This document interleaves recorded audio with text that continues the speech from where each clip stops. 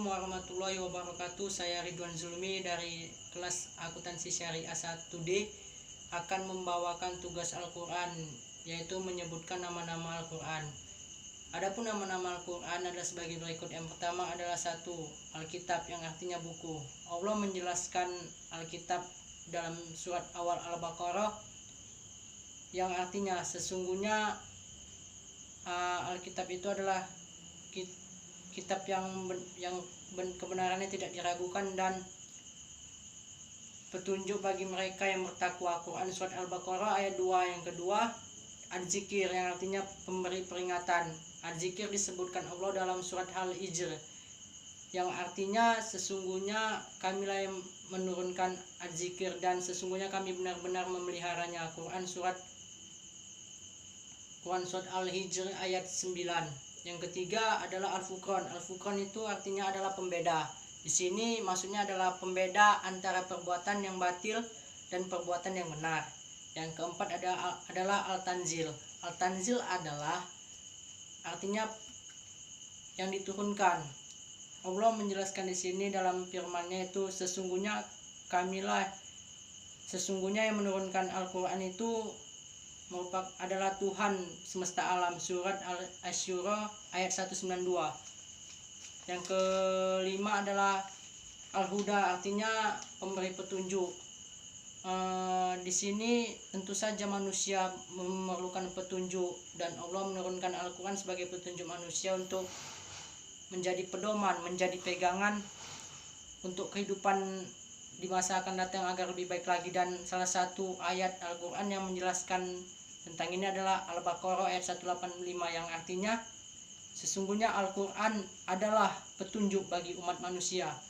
Oke. Yang keenam adalah An-Nur. An-Nur artinya cahaya. Al-Quran merupakan cahaya bagi umat manusia dan memberikan petunjuk serta menghindarkan dari cahaya kegelapan agar bisa lebih baik lagi. Yang ketujuh, Asy-Syifa. Asy-Syifa sebagai penyembuh atau penawar. Sebagai manusia, sebagai makhluk sosial, kita pasti pernah mengalami sakit hati. Baik sakit hati karena dengki, iri, sombong. Nah, disinilah Al-Quran fungsinya sebagai penawar, sebagai pengobatan agar kita tidak sakit hati lagi. Dan sesungguhnya barang siapa orang yang betul-betul menekuni, mentakwai Al-Quran secara sungguh-sungguh, niscaya Allah akan menjamin dia akan terhindar dari sakit hati dan hatinya selalu damai serta tenang.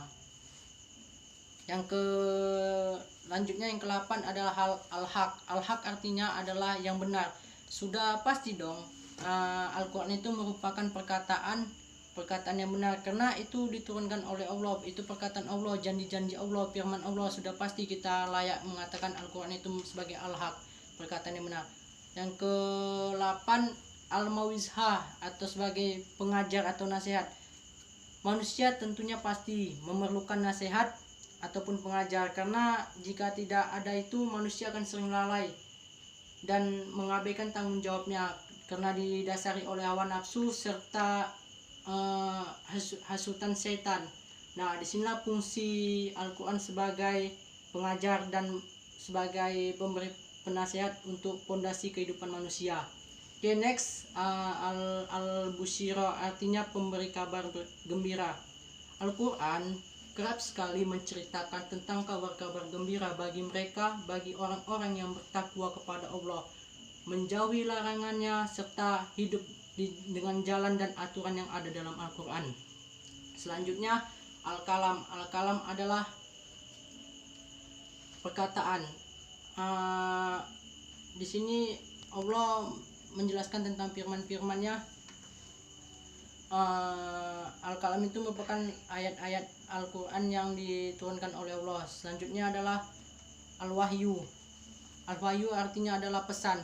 Pesan ini maksudnya yang disampaikan Allah kepada seluruh umat manusia yang ada di dunia ini, tidak termakan oleh zaman dan berlaku sampai akhir zaman dan tidak ada medium yang bisa menggantikannya. Terus lanjutannya adalah Al-Rahmah. Al-Rahmah adalah artinya rahmat. Di sini Al-Quran tentu saja pastinya membawa keberkahan kan untuk hidup kita. Nah, Allah itu menggunakan firman-Nya adalah untuk memberikan kepada manusia agar hidupnya selalu mendapatkan rahmat dan keberkahan. Yang selanjutnya ada Al-Majid yang artinya mulia. Tentu saja dong kita bisa mengatakan ayat Al-Quran ini merupakan ayat yang mulia, yang tinggi derajatnya serta yang agung. Tidak ada yang bisa menandingkannya. Oke, itulah baik. Itu saja mungkin penjelasan dari saya mengenai nama-nama Al-Quran.